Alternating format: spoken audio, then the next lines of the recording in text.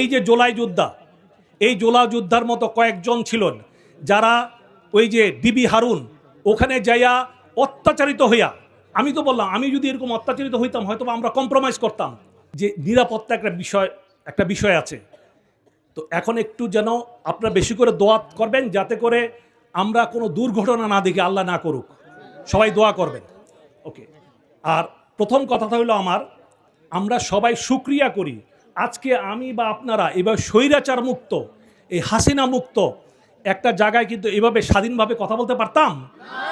এটা যখন আল্লাহ আমাদের তৌফিক দিয়েছেন, আল্লাহর কাছে আমরা হাজার শুকরিয়া করি।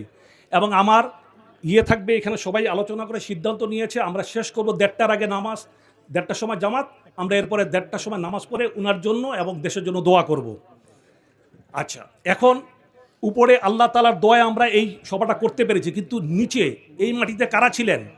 এই যে জোলাই যোদ্ধা, এই জোলা যোদ্ধার মতো কয়েকজন ছিলেন যারা ওই যে ডিবি হারুন ওখানে যাইয়া অত্যাচারিত হইয়া, আমি তো বললাম আমি যদি এরকম অত্যাচারিত হইতাম হয়তো আমরা কম্প্রোমাইজ করতাম। যদিও আমি আমার জীবনে কম্প্রোমাইজ করি না, বাট যেই কম্প্রোমাইজ না করে বুলেটের সামনে নির্ভীকভাবে দাঁড়িয়ে আমাদের এই একটা দেশ উপহার দিয়েছে, তার জন্য তাদেরকে আমি এবং তাদেরকে সমস্ত জুলাই যোদ্ধাদের এবং শহীদকে আমি আন্তরিক ধন্যবাদ জানাচ্ছি। এখন আমাদের ভবিষ্যৎটা কি হবে? ওই যে বললাম না, এই যে 5 তারিখ 5 আগস্টের আগে প্রায় 15 দিন ধরে আমার সেনাবাহিনীতে যারা ছাত্র আছে, যারা জেনারেল, এখন যারা মেজর জেনারেল, যারা বিভিন্ন এলাকায় কমান্ডে আছে, তাদেরকে আমি সে 19 তারিখ থেকে যোগাযোগ করছিলাম মেসেজের মাধ্যমে যে তোমরা কিন্তু খবরদার মানুষের উপরে গুলি করবা না। এবং 4 তারিখে রাতে আমি কনফার্ম হয়েছি যে গুলিটা করবে না। আমার একজন ছাত্র আমাকে বলেছে, আমি নামটা বলতে পারবো না। 5 তারিখে সকালবেলা এর জন্য সেনাবাহিনীর অফিসাররা এবং মিরপুর ডিওএইচএসের বাসিন্দারা আমরা রাস্তায় বেরোইছিলাম। বেরোর সময় আমার বউ আমার পিছন দিকে টানছে, কই যাও? ফজর নামাজ পড়ে যখন যাচ্ছিলাম রাস্তায়, যাইতে দিচ্ছিল না। তবু আমি বউয়ের বাধা ভাইয়ের কাছে যখন বের হয়ে গেছি তখন আমার মেয়ে ফোন করছে শ্বশুর বাড়ি থেকে, আব্বু তুমি কোথায় যাও?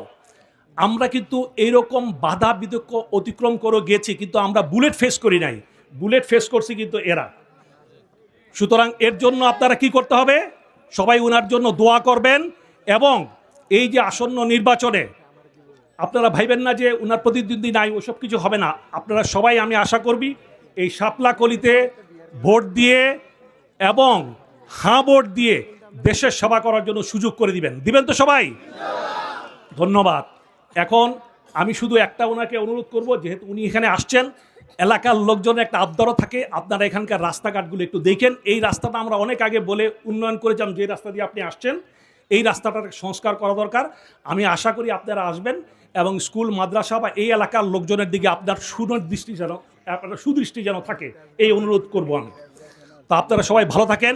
আপনারা অনেক জায়গা থেকে ধৈর্য ধরে এখানে আসছেন বলে আপনাদের সকলকে আবার ধন্যবাদ জানিয়ে আমি বক্তব্য শেষ করছি। আল্লাহ হাফেজ।